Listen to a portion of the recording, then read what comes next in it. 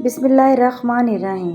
अरबों का एक मशहूर बुत जो सफ़ा मरवा पहाड़ियों पर पूजा जाता था, ये वो बुत थे जिसे लोगों ने अपने हाथों से नहीं तराशे थे, बल्कि ये जीते जागते हकीकी इंसान थे। उन्होंने खाना काबा के अंदर ऐसा क्या जुर्म किया था जिसकी वजह से अल्लाह ने उन्हें ऐसा खौफनाक अजाब दिया जो आने वालों के लिए इबरत की निशान बन गया।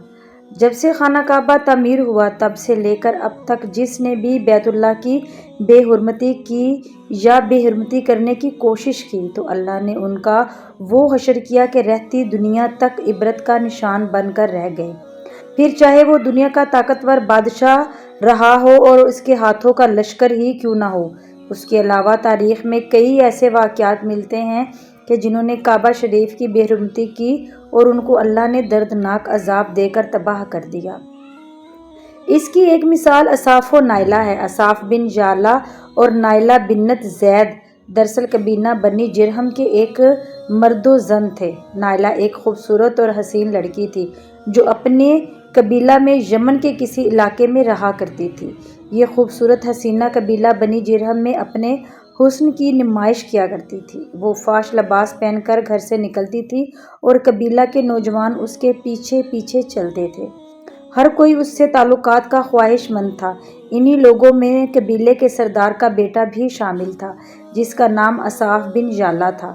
असाफ और नाइला आपस में मोहब्बत कर बैठे और ये मोहब्बत बहुत ही जल्द खबासत में बदल गई। उन्होंने आपस में नाजायज़ ताल्लुकात कायम कर लिए और जब कभी मौका मिलता तो दोनों जिना में मशगूल हो जाते।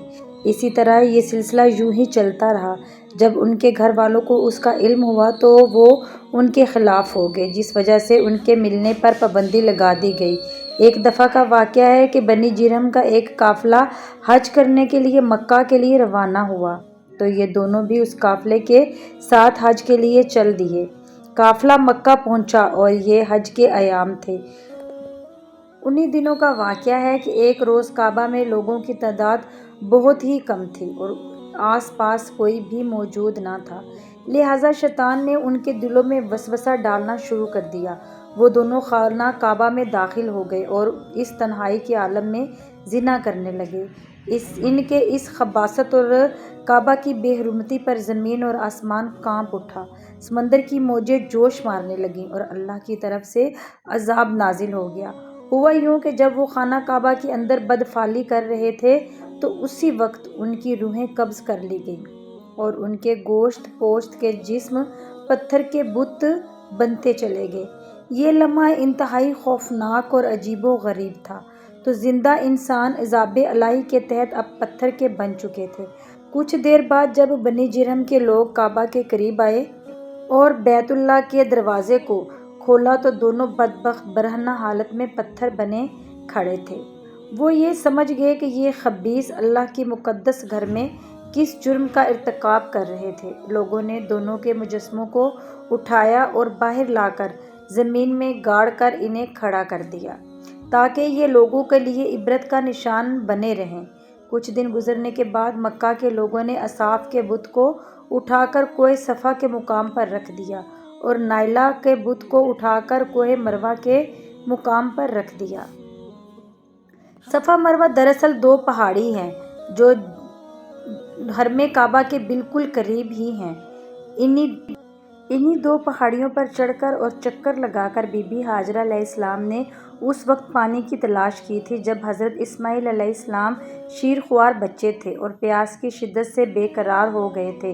इसलिए ज़माना कदीम से ये दोनों पहाड़ियाँ बहुत मुक़द्दस मानी जानी जाती थीं और हाजी उन पर चढ़कर बड़े एहतराम और जज्बा अक़ीदत के साथ तवाफ़ किया करते थे। जब असाफ और नाइला के बुत को कोहे सफ़ा और मरवा पर रखा गया तो उनकी सज़ा ये तजवीज़ की गई कि जो शख्स भी सफ़े मरवा पर जाए वो इन दोनों बुतों को एक एक जूता मारे। एक दो नस्लों तक तो ये अमल जारी रहा।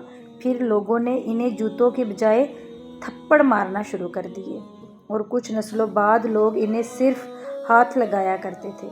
इसी तरह वक्त गुजरने के साथ लोगों ने इनसे इबरत हासिल करना कम और इनकी ताज़ीम ज़्यादा करने लगे। यहाँ तक कि एक वक्त ऐसा आया कि अरबों ने जाहलियत की बिना पर उनको محبت کی علامت قرار دینا شروع کر دیا، اور قبیلوں میں ان دونوں کے عشق کی داستانوں کو فخر سے بیان کیا جانے لگا۔ آہستہ آہستہ یہ محبت کے دیوی اور دیوتا قرار پائے۔ 5ویں صدی تک اصاف اور نائلہ کے اس بت کو عربوں کے بڑے بتوں میں شمار کیا جاتا تھا، جن کے آگے لوگ سجدہ کیا کرتے تھے اور قربانی بھی چڑھاتے تھے۔ حضرت زید بن حارث رضی اللہ تعالیٰ عنہ بیان کرتے ہیں کہ زمانہ جاہلیت میں جب مشرکین مکہ بیت اللہ کا طواف کرتے تھے تو اصاف و نائلہ کے بت کو چھوتے تھے۔ میں ایک دفعہ رسول اللہ صلی اللہ علیہ وآلہ وسلم کے ساتھ بیت اللہ کا طواف کر رہا تھا، لہٰذا جب میں ان بتوں کے پاس سے گزرا تو ان کو چھوا۔ اس پر آپ صلی اللہ علیہ وآلہ وسلم نے مجھ کو ان بتوں کو چھونے سے منع کیا۔ میں نے اپنے دل میں کہا کہ دیکھوں تو صحیح کہ چھونے سے ہوتا کیا ہے، اس لیے دوبارہ ان کو چھوا۔ آپ صلی اللہ علیہ وآلہ وسلم نے دوبارہ ذرا سختی سے منع کرتے ہوئے فرمایا، کیا تم کو منع نہیں کیا تھا؟ حضرت زید فرماتے ہیں کہ اللہ کی قسم، اس کے بعد کبھی کسی بت کو میں نے ہاتھ نہیں لگایا، اور میں قسم کھا کر کہتا ہوں کہ نبی صلی اللہ علیہ وآلہ وسلم نے کبھی سے یہ پورا خطہ جگمگا اٹھا۔ رسول صلی اللہ علیہ وسلم نے نبوت کے عہدے پر فائز ہوئے۔ آپ صلی اللہ علیہ وآلہ وسلم نے دعوت تبلیغ کا کام شروع کیا۔ 10 ہجری میں جب اللہ نے عرب میں دین اسلام کو غالب کیا اور محمد صلی اللہ علیہ وآلہ وسلم نے مکہ فتح کیا تو آپ فتح کے بعد حرم شریف میں داخل ہوئے، اور آپ نے اپنے بھائی حضرت علی کے ساتھ مل کر تمام چھوٹے بڑے بتوں کو توڑ ڈالا۔ آپ بت توڑتے جاتے اور یہ فرماتے جاتے کہ حق آ گیا اور باطل مٹ گیا۔ بے شک باطل نے مٹ جانا ہی تھا، یہاں تک کہ خانہ کعبہ تمام بتوں سے پاک ہو گیا۔ پھر آپ صفا اور مروہ پر تشریف لے گئے اور اصاف و نائلہ کے اس بت کو اپنے مقدس ہاتھوں سے توڑ ڈالا۔ ہم نے دیکھا کہ اصاف و نائلہ کے اس بت کو لوگوں نے بطور عبرت صفا اور مروہ پر رکھا تھا، لیکن شیطان نے انہیں ایسا گمراہ کیا کہ وہ ان کی پوجا کرنے لگے۔ صرف یہی نہیں بلکہ زنا جیسے بدترین جرم جسے کعبہ شریف کے اندر کیا گیا تھا، لوگ اس داستان کو فخر کے طور پر بیان کرنے لگے۔ ہونا تو یہ چاہیے تھا کہ ان کے اس بدفعلی پر لعنت کی جاتی، لیکن عربوں نے اس گناہ کو داستان عشق بنا دیا اور اصاف و نائلہ کو ایک رول ماڈل کے طور پر پیش کرنے لگے۔ بالکل اسی طرح آج کے اس فتنے بھرے دور میں یہی کچھ حالات نظر آتے ہیں، جہاں اگر کوئی شخص کسی طرح کا سنگین جرم کرے تو لوگ اسے ہیرو کی طرح بطور نمونہ پیش کرتے ہیں۔ فریڈم، آزادی خیال اور لبرلزم کے نام پر ہر طرح کی خباثت اور برائی کو خوبصورت انداز میں پیش کر کے اس کی بھرپور تائید کی جاتی ہے۔ اللہ رب العزت سے دعا ہے کہ اللہ ہمیں ہر قسم کی برائیوں اور فتنوں سے محفوظ رکھے اور شیطان لعین کے وسوسوں اور چالوں سے حفاظت فرمائے، اور ہمیں دین سمجھنے کی توفیق عطا فرمائے۔ ہمارا خاتمہ ایمان پر ہو، آمین ثم آمین یا رب العالمین۔